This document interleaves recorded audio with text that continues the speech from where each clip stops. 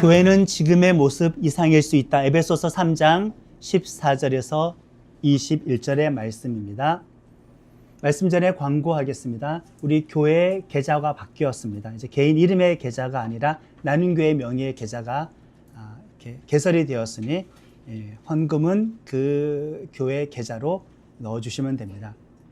유튜브 우리 나눔교회 채널 정보에 계좌 번호가 안내되어 있습니다. 교독하고 마지막 절 함께 합니다. 이런 이유로 내 무릎을 아버지 앞에 꿇고 빕니다. 하늘이나 땅에 있는 모든 결례에게 이름을 주시는 아버지 하나님 앞에요. 하나님이 자신의 영광의 풍성하심을 따라서 자신의 성령님을 통해서 여러분의 속사람의 능력으로 강해지도록 해주시기를 빕니다. 믿음을 통해서 그리스도께서 여러분 마음속에 자리 잡고 살게 해주시기를 빕니다. 여러분이 사랑 안에서 뿌리가 박히고 터가 잡히기를 빕니다. 그리하여 여러분이 모든 성도들과 함께 그 사랑의 너비와 길이와 높이와 깊이가 어떠한지를 확실히 깨달을 수 있기를 빕니다. 또 지식을 뛰어넘는 그리스도의 사랑을 여러분이 알게 되기를 빕니다. 그리하여 여러분이 하나님의 온갖 가득함으로 가득 채워지기를 빕니다. 하나님은 모든 것을 넘어서서 우리가 달라고 하거나 생각하는 것 이상으로 훨씬 더 넘쳐나게 해 주실 수 있는 분이십니다. 우리 속에서 활동하는 그 능력을 따라서요. 그 하나님께 영광이 있기를 빕니다. 교회 안에서와 그리스도 예수님 안에서 모든 세대의 영원히. 아멘. 예루살렘 초대교회가 성령 강림한 이후에 사도들과 초대교회 그 제자들의 전도로 말미암아 폭발적으로 부흥하게 되었습니다. 정말 그냥 한 며칠 만에, 한 몇 달 만에 수천 명이 늘어나게 되었습니다. 성도가 많아지고 교회 일이 많아지다 보니까 12사도들, 그 사도들의 주된 임무라고 할 수 있는 말씀 전하고 기도하는 일에 소홀할 수밖에 없었던 것이죠. 그래서 넘치는 교회 일을 맡기기 위해서 이 12사도는 우리가 7집사라 알고 있는 7명의 일꾼을 세우게 됩니다. 그 과정 가운데에서 사도들이 분명히 밝혔죠. 사도들의 주된 임무는 무엇이라고요? 말씀을 전하는 것과 기도하는 것이라고요. 당연히 이것은 모든 성직자들에게 해당되는 말입니다. 근데 저도 일반 교회에서 목회를 한 15년 가까이 하지 않았었겠습니까? 근데 말씀을 연구하고 기도에 집중하는 일, 어쩌면 그거보다 훨씬 더 많은 일은 교회 행사를 준비하는 일들 또는 성도들의 경조사를 챙기는 일들인 것이 사실이었습니다. 물론 이것도 무시할 수 없이 필요한 일입니다. 그것은 목회 돌보이기 때문이죠. 그러면 그거 하지 말라는 건가? 최우선 순위는 말씀을 가르치는 것과 기도하는 것이라는 겁니다. 비단 이게 성직자들에게만 해당되는 것일까? 여러분들은 예수님의 제자이자 예수님의 증인이라는 성직을 물려받았으니 모든 교회 다니는 성도들은 성직자라고 할 수 있습니다. 최우선의 임무는 말씀을 전하고 기도하는 것입니다. 우리의 예배 시간을, 우리 교회의 신앙생활하는 그 상황을 돌아보면은 우리 예배 가운데 기도하는 시간이 너무 짧은 것은 아닐까? 설교 30분인데 예배 중에 기도 30분 합니까? 대표 기도 포함해서 길어봐야 한 5분? 우리 교회는 나름대로 긴 편입니다. 저는 의도적으로 예배 시간에 기도하는 시간 또 기도 제목을 많이 넣으려고 노력을 합니다. 말씀과 기도가 주된 임무이기 때문이죠. 제자 양육이나 말씀 공부하는 시간보다, 횟수보다 기도의 시간이 더 짧거나 더 적지는 않습니까? 말씀보다 기도하는 것을 부담스러워해서 생략하려고 하지는 않을까? 우리는 잘 점검해 봐야 하겠습니다. 에베소서 1장부터 3장까지 우리가 쭉 말씀을 보고 있는데 반복되는 구조가 있죠. 말씀, 바울의 기도, 말씀, 바울의 기도. 이거 2번 반복하면서 3장까지 도착하게 되었습니다. 하나님의 구원의 복음, 그 말씀과 그로 인하여서 탄생한 성도와 교회를 위한 사도 바울의 기도. 그리고 한 번 더 하나님의 구원의 말씀에 대해서 구체적으로 자세하게 한 번 더 말씀을 해주고, 그리고 이방인을 포함한 그 교회와 그 교회의 성장에 대해서 자세하게 한 번 더 말씀을 해주고, 그러면 그 다음 반복할 순서는 무엇이 되죠? 기도 순서가 되잖아요. 그런데 우리가 지난주에 봤던 3장 전반부 그 첫 번째 단락은 기도의 순서가 아니었습니다. 오늘 본문이 기도의 내용입니다. 그럼 지난주는 무슨 내용이었냐? 갑자기 바울이 자기 이야기를 하기 시작합니다. 바울이 사도 직분을 받은 것과 본인이 깨달았던 그 복음의 비밀이 이방인을 구원하는 것이다. 이방인이 포함된 교회가 만들어지는 것이다. 그 교회가 성장하는 것이다. 그것을 위해서 내가 이 직분을 받았고 내가 깨달은 복음의 비밀도 그것이었다라고 해서 앞선 하나님의 구원의 말씀에 대해서 자기 자신이 사도 직분 받은 것, 비밀의 복음 깨달은 것을 한 번 더 밝힘으로 앞선 구원의 말씀을 한 번 더 강조하면서 오늘의 말씀으로 넘어오게 되었습니다. 자, 이제 원래 순서로 돌아왔습니다. 반복이니까. 그 순서는 무엇인가? 기도입니다. 교회와 성도를 위한 사도 바울의 기도이죠. 14절과 15절의 말씀을 한 번 더 읽겠습니다. 이런 이유로 내 무릎을 아버지 앞에 꿇고 빕니다. 하늘이나 땅에 있는 모든 결례에게 이름을 주시는 아버지 하나님 앞에요. 아멘. 사실 말씀은 누가 누구에게 주는 겁니까? 하나님이 사람에게 주는 겁니다. 말씀은 사람의 행위입니까? 하나님의 행위입니까? 하나님의 행위입니다. 제가 지금 하나님의 말씀을 전달하고 있지만 이 말씀은 제 것이 아니라 하나님의 말씀을 전달하는 것이니 이 말씀 또한 하나님이 사람에게 주는 겁니다. 하나님의 행위인 것이죠. 그런데 그 말씀을 받은 사람들의 반응이 있어야 될 것 아니겠어요? 우리가 하나님과 교제를 할 때에 하나님께 받기만 하는 일방적인 관계여야만 합니까? 여러분들 데이트할 때 한 사람만 계속 이야기합니까? 한 사람은 계속 듣기만 합니까? 주님은 계속 말씀이라는 계시를 우리에게 주는데 우리도 우리의 말을 해야죠. 우리도 반응을 해야 되죠. 일방적이지 않는 상호 소통이 있어야 되겠죠. 그게 기도입니다. 그래서 말씀의 구조가 말씀 그리고 사람의 행위인 기도, 하나님이 주시는 말씀, 사람이 드리는 기도가 두 번 이렇게 연거푸 반복이 되어 있습니다. 인격적인 교제입니다. 일방적이지는 않습니다. 그런데 만약에 기도가 없고 말씀만 있다라고 한다면은 그냥 하나님은 혼자서만 계속 떠드세요. 저는 그냥 듣기만 할게요. 듣는 게 좋아요. 듣는 게 마냥 좋지만은 않습니다. 일방적인 관계일 뿐이죠. 또 말씀과 함께 왜 기도가 연결되어야 하는가? 그 말씀대로 응답되게 하는 게 누구의 역할이겠습니까? 누구의 능력이 필요한 것이겠습니까? 하나님의 능력이 필요한 것이죠. 그러니 말씀에 기도가 따라야만 그 말씀이 실제적으로 역사한다. 그 말씀이 성취가 된다. 그 말씀이 응답되는 것입니다. 하나님의 능력대로 말씀으로 역사하여 달라고 기도를 요청하는 것입니다. 기도가 없이 말씀만 듣거나 말씀만 전하는 것은 솔직히 그 기도의 응답, 그 말씀의 응답을 원하지 않는 겁니다. 저 하나님의 구원을 참 열망하고 있습니다. 저 하나님의 은혜를 참 열망하고 있습니다. 그래서 하나님의 구원에 대한 말씀을 듣습니다. 하나님의 은혜에 대한 말씀을 듣습니다. 저 하나님의 능력을 너무나 갈망하고 있습니다. 그래서 하나님의 능력에 대한 말씀을 듣습니다. 듣는 것이 진짜 열망하는 행동일까? 진짜 열망한다면은 그렇게 역사해달라고, 그렇게 이루어달라고 기도해야 되는 거죠. 말씀을 듣고 나누는 것만으로 내가 하나님의 응답을 열망한다고 할 수는 없다. 기도가 없다면 그 말씀 성취를 열망하지 않는 겁니다. 바울은 진심으로 말씀도 전해놓고 이 말씀이 응답되는 것을 열망했기 때문에 그 말씀을 들었던 에베소 교회를 위시하여 소아시아 지역에 있던 모든 그 교회들을 위해서 이렇게 기도를 하고 있는 겁니다. 말씀 이후에는 교회와 성도를 위한 기도가 필요하다. 일반적으로 유대인들은 우리가 생각하는 모습으로 기도하지는 않았습니다. 일반적으로 유대인들은 그냥 서서 기도를 했습니다. 성전에 가서 서서 기도하는 겁니다.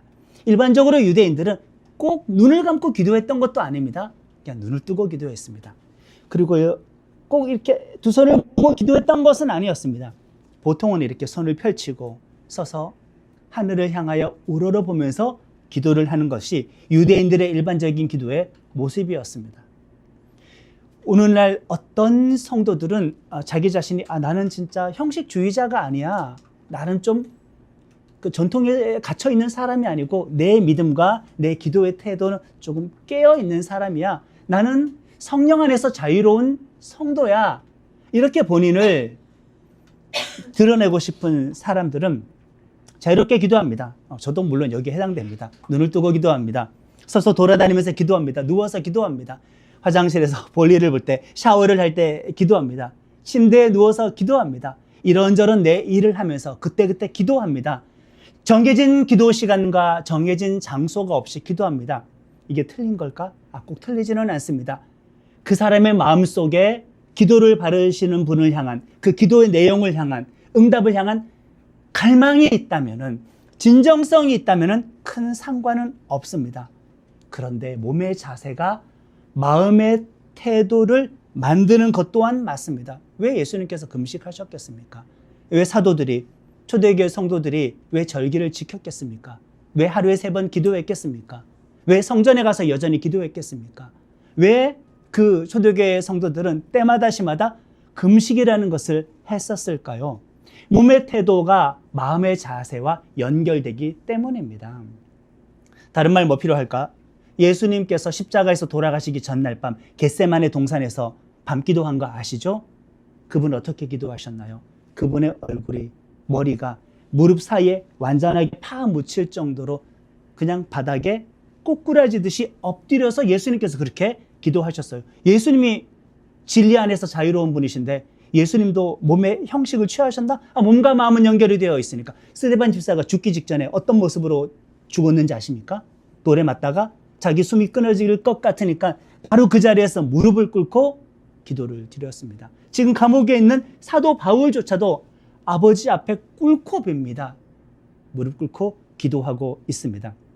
이렇게 기도하는 자세는 평소보다 더 진지하고 간절하게 기도할 때 이런 자세를 갖추게 되죠.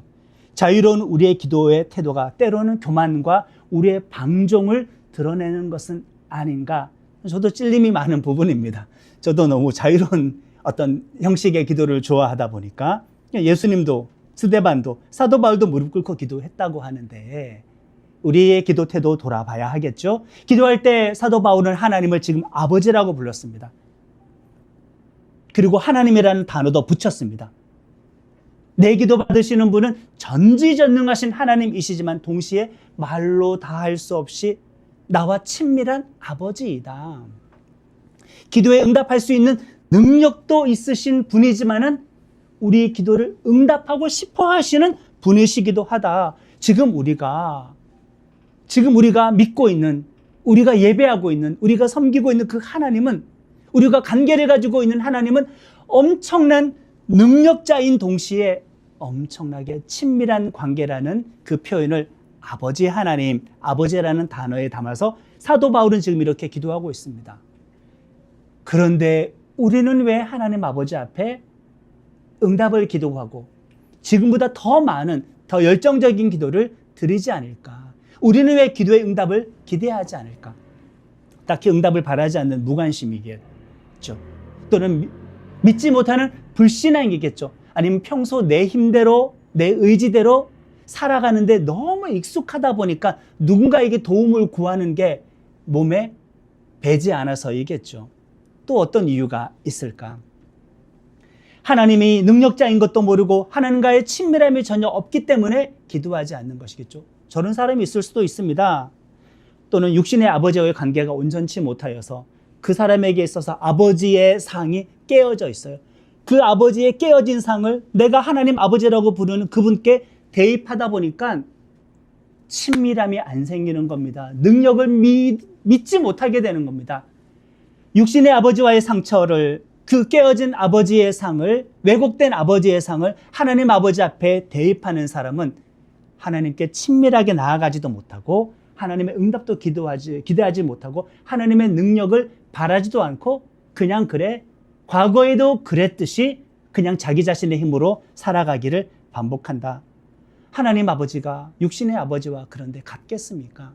하나님 아버지는 전지전능하십니다. 사랑과 은혜와 자비와 그 모든 것들이 그냥 충만하신 분이십니다. 전혀 다른데 우리는 하나님 아버지를 믿고 기도해도 됩니다. 응답하여 주십니다. 바울은 이 교회를 위하여서 4가지를 지금 기도하고 있습니다. 16절과 17절의 말씀을 함께 합니다. 하나님이 자신의 영광의 풍성하심을 따라서 자신의 성령님을 통해서 여러분의 속사람이 능력으로 강해지도록 해 주시기를 빕니다. 믿음을 통해서 그리스도께서 여러분 마음속에 자리 잡고 살게 해주시기를 빕니다. 여러분이 사랑 안에 뿌리가 박히고 터가 잡히기를 빕니다. 아멘. 첫 번째 기도의 제목은 성령의 능력으로 속사람. 우리 보이는 이 겉사람 말고 사람 안에는 속사람이 있는데 성령의 능력으로 그 속사람을 강하게 해달라는 겁니다. 또 덧붙여서 예수님께서 그 속사람 안에 더 온전하게 머물러 달라는 그 기도를 하고 있습니다. 속사람에게 성령의 능력으로 역사해달라. 속사람 강하게 해달라. 그 속사람에게 예수님께서 조금 더 머물러 달라라는 이 기도를 하고 있습니다. 저도 성전이고 여러분들도 성전입니다. 저는 그리스도의 집입니다. 여러분도 그리스도의 집입니다. 여러분들은 성령님의 안방입니다. 저도 성령님의 거실이기도 합니다. 우리는 성삼위일체 하나님께서 머무시는 장소이며 거처하시는 곳입니다. 예수님을 믿고 영접해서 보혈로 죄사함을 받은 사람은 뭐 낫다고 하죠? 한자 말로는 중생입니다. 예수 믿고 거듭났다고 하죠. 태어났다라는 뜻입니다. 두 번째 생일인 거죠. 어떠한 의미에서는 1차적인 부활이라고 할 수 있습니다. 나 이미 태어났는데 무엇이 태어났다라는 말인가? 죽어 있었던 속사람, 내 안에 속사람, 나라는 인간의 본질인 그 속사람이 예수 믿고 영접하고 보혈로 죄사함을 받은 이후에는 태어났다라는 겁니다. 되살아났다라는 거죠. 죽었던 속사람이었습니다. 그때부터 속사람 안에 성령님께서 머무실 수 있었던 겁니다. 죽어 있었다가 살아났으니 입주하신 거죠. 예수님께도 우리 안에 머물러 계십니다. 하나님 아버지는 예수님과 성령님을 통하여 우리 안에 내주하고 계십니다. 우리 안에는 속사람 안에는 삼위일체 하나님께서 지금 머물러 살고 있다. 근데 속사람은 그러면 어떤 걸 말을 하는 걸까? 우리는 속사람 살아났습니다. 예수님 안 믿는 사람 속사람이 죽어 있습니다. 우리에게 감정이 있습니다. 안 믿는 사람에게도 감정이 있습니다. 속사람이 이성인가? 어떤 정신인가? 마음인가? 양심인가? 속사람이 그런 것 완벽히 그것이라고 할 수 있을까? 그런데 예수 안 믿는 사람도 거듭나지 못한 사람도 감정이 있는데 정신이 있는데 마음이 있는데 이성이 있는데 속사람은 단순히 그것만 말을 하는 것이 아니라 그것보다 더 깊이 들어가서 그것의 본질이라고 할 수 있는 것이 속사람이구나. 좀 더 이해하기 쉽게 말씀을 드리자면 영혼, 영, 우리의 속사람인데 여러분들 지금 그거 다 살아났습니다. 우리는 지금 새 생명을 가지고 있습니다. 속사람이 살아났으니 예수님께서 성령님을 통하여 그 안에 머물 수가 있어요. 속사람이 죽었으면 성령님께서 머물 장소가 없는 겁니다. 우리는 가득 찬 집이지만은 주님 모르는 사람, 하나님과 연합하지 못한 사람들은 지금 비어있는 상태입니다. 아니, 입주가 불가능합니다. 속사람이 살지 못하면 하나님의 내주하심도 없고, 내주하심이 없으면 하나님의 능력도 없고, 하나님의 동행하심도 없습니다. 생명도 없게 되는 거죠. 속사람이 살아났기 때문에 나중에 우리의 수명이 다해서 내 겉사람이 죽으면 겉사람 죽어도 무엇이 남아있어요? 속사람이 살아있죠. 이 속사람이 나중에 부활의 몸으로 변화가 되겠죠. 이 상태로 우리는 영생으로 나아가게 되나. 속사람이 죽은 사람들은 겉사람이 죽을 때 어차피 속사람도 죽어 있었으니 그 부패한 영혼이 소멸까지는 하지 않더라도 부패하고 죽어 있는 상태에서 영혼이 어둠 가운데서 고립될 수밖에 없게 되는 겁니다. 예수 그리스도를 구주로 영접한 성도들은, 우리 모두는, 교회는 속사람 살아난 사람들입니다. 자, 바울이 지금 편지하고 있는 사람들은 불신자입니까? 성도들입니까? 편지 초반부에 그들의 사랑과 믿음의 행위에 대해서 바울이 칭찬했단 말이에요. 그러니까 이 편지 받았던 사람들은 믿음이 나빴다고 볼 수는 없어요. 믿음 좋은 사람들입니다. 그러니까 이미 속사람 살아난 사람들이에요. 이미 성령님, 예수님이, 하나님 아버지가 내주한 사람들이에요. 이미 그런 사람들을 위해서 지금 속사람을 하나님의 성령의 능력으로 강하게 해달라고 또 기도하고 있고, 이미 속사람에 하나님 내주하시는데 예수님께서 속사람 안에 더 머물러 달라고 기도하고 있으니 모순인가? 정도의 차이이죠. 속사람의 정도의 차이. 영향력의 차이이죠. 여러분들이 하나님을 모실 때 뜨내기 손님처럼 우리 집에 언제 왔다 갔는지, 지금 화장실에 있는지, 누구 공부방에 있는지, 책상 밑에 숨어가 있는지, 옥상이 창고에 그냥 하나님을 몰아넣었던지, 이방인처럼 나그네처럼 떠들이 손님처럼 그렇게 속사람 안에 하나님을 모신 사람도 있을 것이고, 하나님이 그냥 그 집 안방에, 그 집 거실에 주인처럼 머물러 계신 그런 속사람을 간직하고 있는 성도도 분명히 있을 것입니다. 그러니 바울의 기도는 모순된 게 아니라 내주하심의 정도이다. 하나님의 머물러 있는 그 영향력의 정도이다. 하나님의 통치하심의 그 영향력 그 정도이다.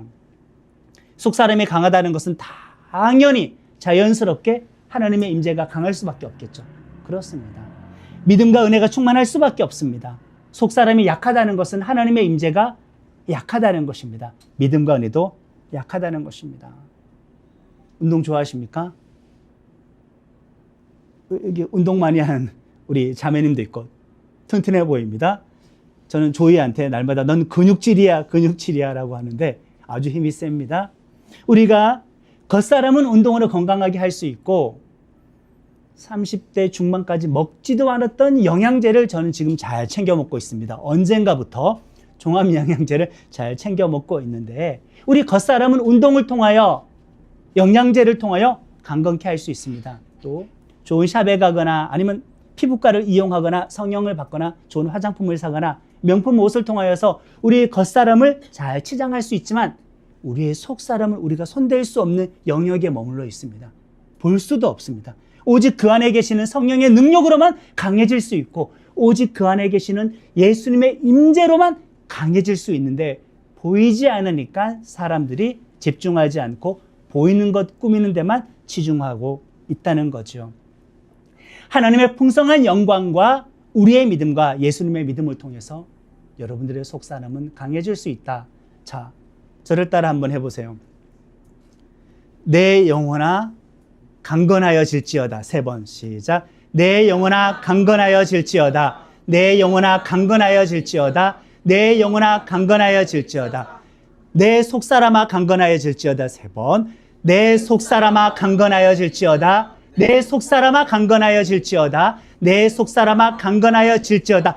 성령의 능력과 예수님의 임재로 강건하여질지어다.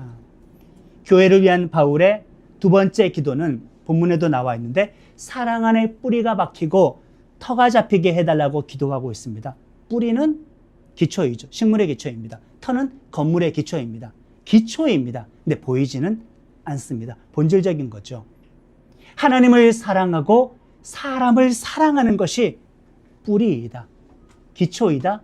모든 인간 존재의 모든 삶의 우리의 모든 신앙생활의 본질은 뿌리는 하나님을 사랑하는 것과 사람을 사랑하는 것이다. 보이지 않기 때문에 신경 쓰지 않고 우리는 그냥 사랑이 없이 종교 생활도 충분히 할 수 있습니다. 성도들 속이는 거 우습지도 않습니다. 사랑 없이 멀쩡하게 신실한 모습으로도 신앙생활 할 수 있습니다. 뿌리니까, 기초니까 보이지도 않습니다. 그리고 보이지도 않으니까 성도들 개개인도 딱히 크게 신경 쓰지도 않습니다. 그러나 이거 지금 기도하고 있잖아요. 사랑으로 뿌리 내리게 해달라고, 사랑으로 터가 잡히게 해달라고 믿음의 본질인 하나님 사랑, 사람 사랑 굳건하게 해달라고 지금 기도하고 있습니다. 삼위일체 하나님의 거대한 구원 이야기의 본질은 무엇일까? 하나님이 사랑이시기 때문입니다. 하나님께서 왜 구원하셨을까? 능력을 자랑하고 싶어서? 하나님께서 원수마귀 왜 때려잡았을까? 승리자라는 칭호를 듣고 싶어서? 하나님께서 왜 창조하고 구원하셨을까? 자기가 그냥 만족하려고? 간혹 이런 생각해 보신 적 있으십니까? 하나님 왜 창조해가지고 인간 타락해가지고 독생자를 죽이기까지 그 수고를 하셨나? 왜 이렇게 그냥 드라마를 쓰셨나? 각본을 쓰셨나? 흥미진진한 이야기를 만들고 싶어서? 하나님 혼자 그냥 멀쩡하게 자존하고 계시는 것이 지루해서 그러신 건가? 아주 옛날에 이런 상상해 본 적도 있으십니다. 그러나 그것이 아니다. 하나님의 창조와 타락과 구원과 하나님 나라와 구원의 완성이란 이 모든 계획의 출발점은 본질은 하나님이 사랑이시기 때문이다. 모든 성도의 존재와 삶, 우리 믿음의 본질은 하나님 사랑과 사람 사랑이 되어야 한다. 자, 먼 훗날 이제 여러분들이 하나님을 만났습니다. 이제 하나님을 만날 때 여러분들은 뭔가 하나님이 나에게 물어볼 것 같으니까 할 말을 준비해야 되는데 내 머리를 굴립니다. 내가 살아있을 동안 내가 신앙생활을 했던 것 중에 했던 내 업적들을 머릿속으로 정리하기 시작합니다. 내가 몇 년 신앙생활 했었고 공부는 내가 어디까지 학위 이수를 했고 사회에서 내 직급은 어디까지 높여놨었고 교회에서 내가 장로까지 갔었고 아니면 권사까지 갔었고 나는 개척교회 섬기라는 것도 나는 순종을 했었고 또 내가 사회에서 어느 정도 이렇게 명예를 쌓았고 내 재산은 어느 정도 쌓았고 내가 사람들을 진짜 많이 전도했다 쳐.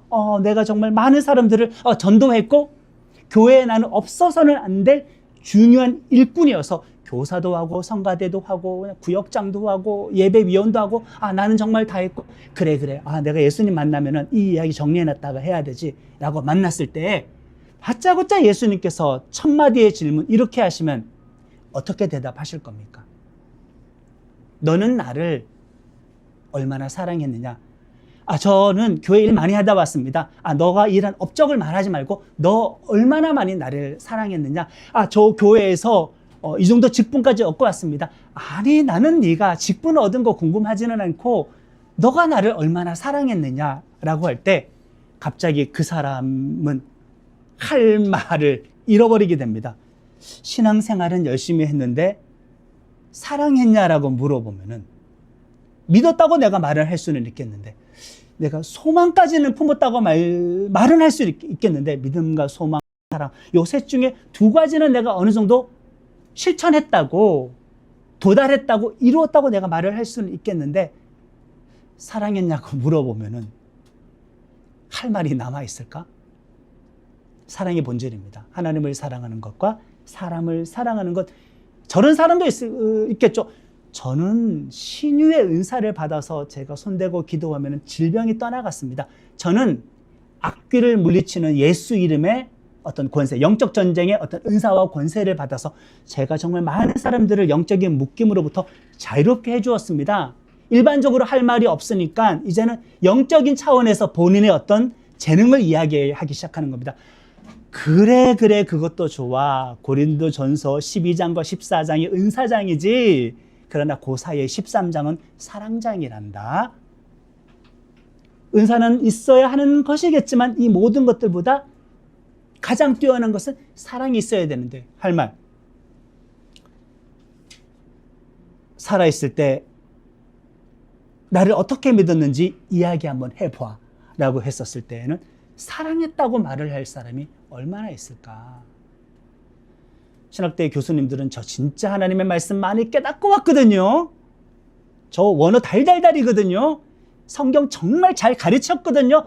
그래 그거 좋아. 그래봐야 너는 희미한 거울을 보는 것 정도밖에 내 계시를 풀지는 못했어. 그래 그건 좋다. 나를 얼마나 사랑했느냐, 사람을 얼마나 사랑했느냐 물어보면은 어떻게 대답을 할까? 그거 지금 기도하고 있는 겁니다. 속사람이 살아나고 속사람의 성령의 능력과 예수님의 임재가 가득하면은 이 두 번째 기도 제목으로 연결되는데 가장 먼저 사람이 하게 되는 일은 하나님의 사랑과 사람 사랑이다. 18절과 19절의 말씀을 함께 합니다. 그리하여 여러분이 모든 성도들과 함께 그 사랑의 너비와 길이와 높이와 길이가 어떠한지를 확실히 깨달을 수 있기를 빕니다.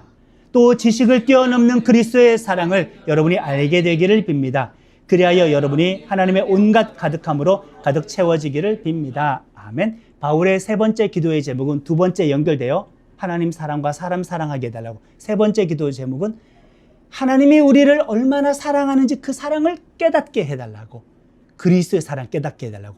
넓이, 길이, 높이, 크기. 이건 하나님을 사랑하는 것이 아니라 하나님이 우리를 사랑하는 것이 얼마나 무한대인지를 깨닫게 해달라고 세 번째 기도하고 있으니 두 번째 기도와 연결되죠. 저는 극이과 아들과 이야기를 하기 위해서 유튜브 강의 꽤 보는 편입니다. 말상대를 해야 되기 때문에. 정말 세상의 각각의 학문의 영역에는 미지의 영역이 많이 있잖아요. 양자역학이라고 들어봤나요? 들으면 들을수록 어려운 거. 우주도 무한대입니다. 그러나 한계 있죠. 의학의 세계도, 철학, 수학, AI, 로봇, 미생물, 바이러스, 지구라는 거, 인간의 두뇌라는 거, 인간의 DNA, 염색체라는 거, 인간의 정신, 또 예술의 영역에서도 미지의 영역이지 않습니까? 무한대 영역처럼 끝도 없이 발굴하고 탐구해야 될 영역이기는 한데 하나님의 사랑에 비해서는 그것도 아니다. 영원토록 깨달아도 남아있을 것이 하나님의 사랑이다. 이미 하나님의 사랑을 체험한 사람들인데도 불구하고 그 사랑을 더 깨닫게 해달라고 기도하잖아요. 그러니까 우리도 아직 하나님의 사랑을 더 누려야 될 게, 깨달아야 될 게 남아있다 이거죠.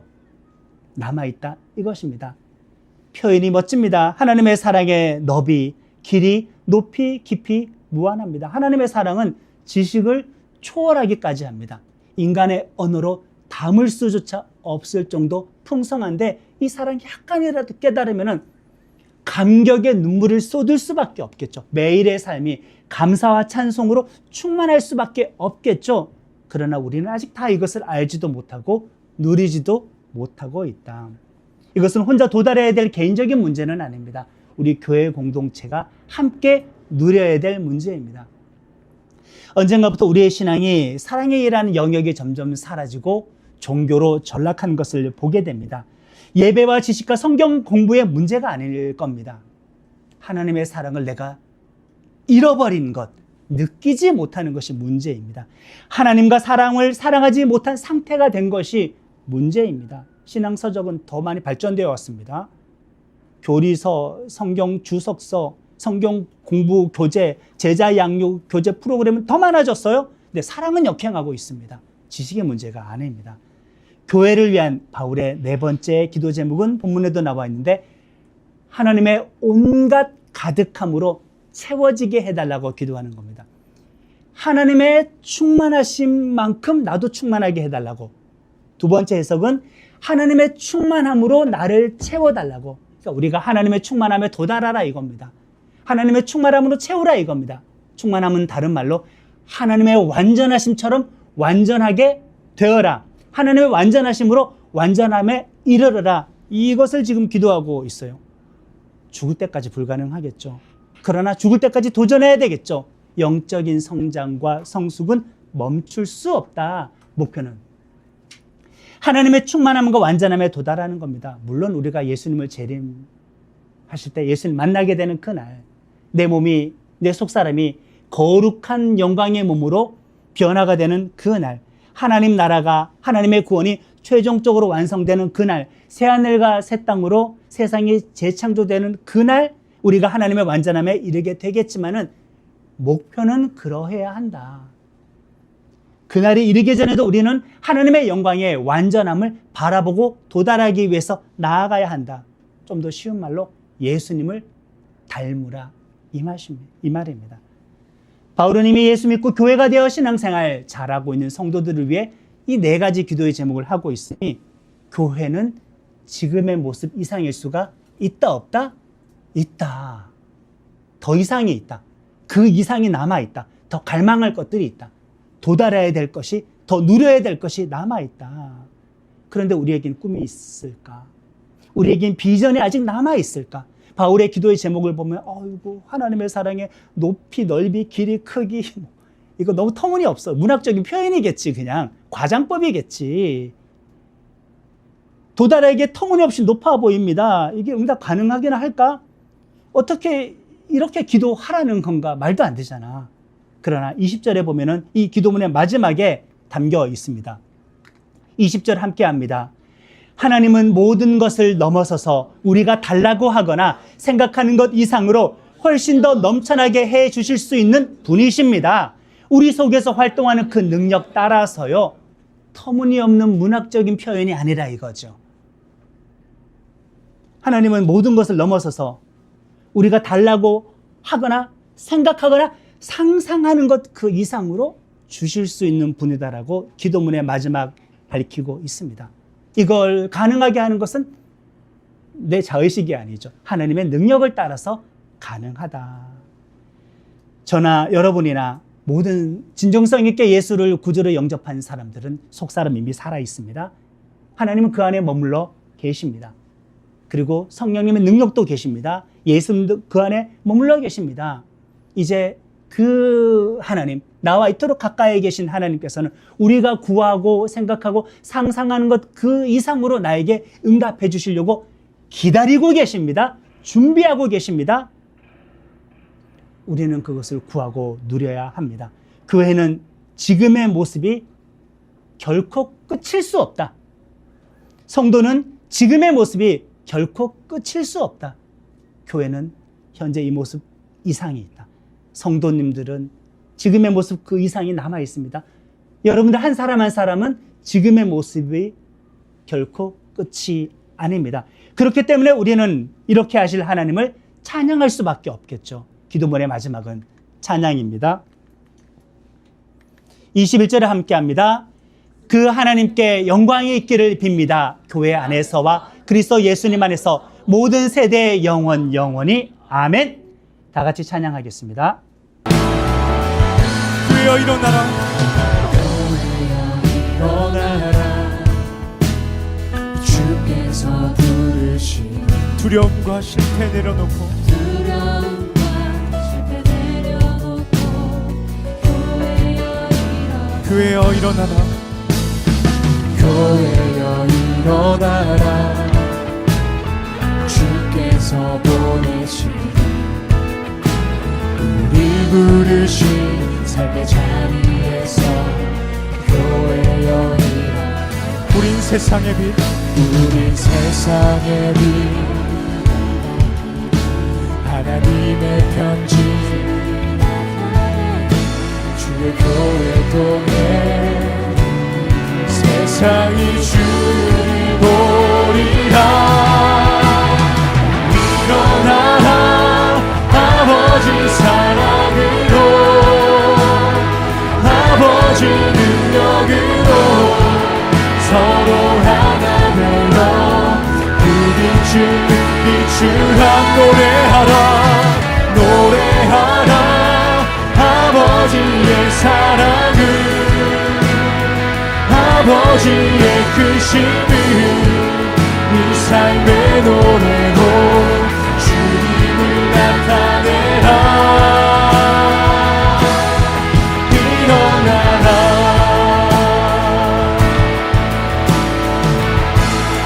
다시 한번 고백합시다. 교회여 일어나라, 교회여 일어나라. 주께서 부르시니 주께서 부르시니 두려움과 실패 내려놓고 교회여 일어나라. 교회여 일어나라, 교회여 일어나라. 주께서 보내시니 우리 부르신 삶의 자리에서 교회여 일어나라. 우린 세상의 빛, 우린 세상의 빛, 하나님의 편지, 주의 교회 통해 세상이 주